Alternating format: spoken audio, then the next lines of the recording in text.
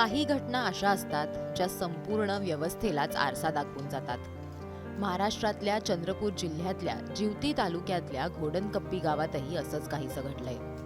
घोडणकप्पी टेकड्यांनी वेढलेली अवघी 20 घरांची वस्ती.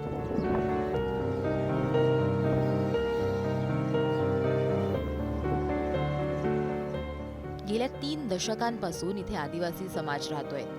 गावात कॉन्क्रीटचा अंतर्गत रस्ता आहे, अंगणवाडी आहे, गावाच्या अगदी बाहेर जिल्हा परिषदेची शाळाही आहे. पण गावापर्यंत पोहोचण्यासाठी आजही केवळ खडकाळ पायवाट. या वाटेवरून ना दुचाकी पोहोचते, ना आजारी व्यक्तीला सहज रुग्णालयात नेता येतं, ना गर्भवती महिलेला वेळेत उपचार मिळण्याची खात्री असते. 2 महिन्यांपूर्वी गर्भवती असलेल्या संगीता यांना रस्ता नसल्यामुळे वेळेवर उपचार मिळाले नाहीत आणि संगीता यांचा मृत्यू झाला. मागे राहिला 3 वर्षांचा मुलगा, नवजात मुलगी, कुटुंबाची जबाबदारी आणि न झालेला रस्ता.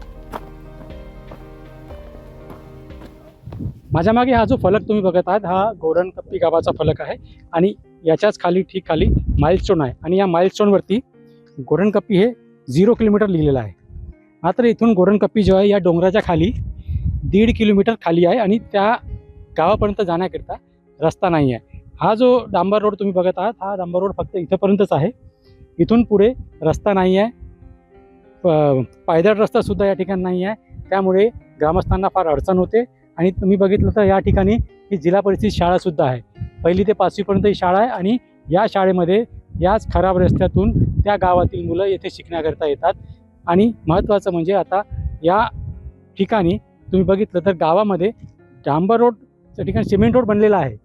मात्र गावापर्यंत पोहोचण्याकरता कुठलीही सडक या ठिकाणी नाही आहे.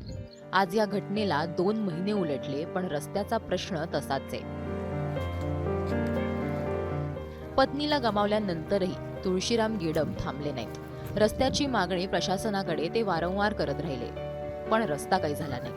2021 मध्ये मुख्यमंत्री ग्राम सडक योजनेअंतर्गत गावापासून 1.5 किलोमीटर अंतरापर्यंत रस्ता बांधण्यात आला. पण गाव टेकडीच्या पायथ्याशी असल्यामुळे उरलेल्या 1.5 किलोमीटर अंतरासाठी पुन्हा तीच खडकाळ पायवाट आणि पावसाळ्यात ही वाट आणखीनच धोकादायक होते.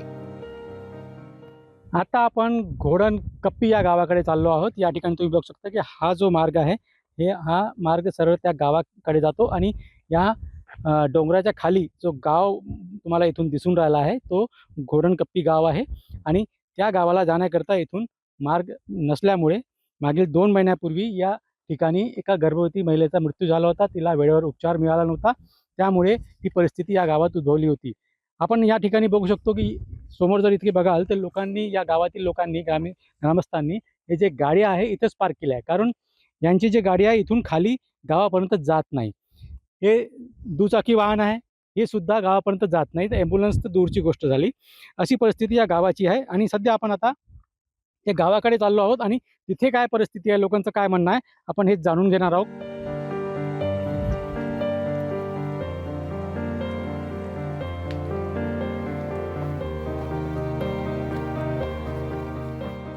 पण तुळशीराम यांनी एक निर्णय घेतला. सरकारची वाट पाहायची नाही. जागतिक आदिवासी दिनाचं औचित्य साधून घोडणकप्पी आदिवासी बांधव एकत्र आले. हातात कुठली मोठी यंत्र नाही, कोणी कंत्राटदार नाही, कुठली मोठी सरकारी यंत्रणाही नाही. फक्त रस्ता तयार करण्याची जिद्द. रहदारी योग्य करण्याचं काम सुरू झालं. श्रमदानातून अर्धा रस्ता पूर्णही झाला. उरलेला रस्ता ग्रामस्थांना जेव्हा वेळ मिळतो तेव्हा ते एकत्र येऊन तो पूर्ण करण्याचा प्रयत्न करतात. विश्व आदिवासी दिवसाच्या दिवशी या ठिकाणी सर्व आदिवासी मंडळी आणि ग्रामस्थांनी मिळून या ठिकाणी हा रस्ता बनवण्याचं काम या ठिकाणी सुरू केलेलं आहे. तुम्ही बघू शकता की या ठिकाणी कशा पद्धतीनं आता ग्रामस्थ जे आहे संपूर्ण कामाला लागलेले आहे. हा जो रस्ता आहे करीब जवळपास 1.5 किलोमीटरचा रस्ता आहे जो वरती पहाडापर्यंत जातो आणि हा रस्ता खाली गावापर्यंत सुद्धा जातो. या ठिकाणी तुम्ही बघा की हा जो मार्ग आहे या ठिकाणी हा मार्ग यापूर्वी नव्हता. इथं पांदण रस्ता सुद्धा नव्हता कारण ग्रामस्थांना जाण्या येण्याला फार अडचण होत होती. म्हणून शेवटी ग्रामस्थांनी स्वतःच हा मार्ग बनवण्याचं ठरवलं. आता हा बघा तुम्ही कशा पद्धतीनं हा रस्ता सध्या जाण्या येण्यालायक झालेला आहे. आणि या भागाला जर बघितलं तर आता ग्रामस्थ या ठिकाणी काम करताना आपल्याला दिसून येत आहे. अत्यंत दुर्दैवी घटना या गावात घडली होती. एका गर्भवती महिलेचा मृत्यू झाला होता. तरीसुद्धा प्रशासन अजूनही या संपूर्ण घटनेकडे दुर्लक्ष करत आहेत. आपल्याकडे आपल्यासोबत या ठिकाणी तुळशीराम गेडाम आहे. ते त्या गर्भवती महिलेचे पती आहेत. त्यांनी काय सांगाल दादा, काय झालं होतं घरी? घरी काय झालं होतं म्हणजे बाई डिलिव्हरीचा टाईम होता.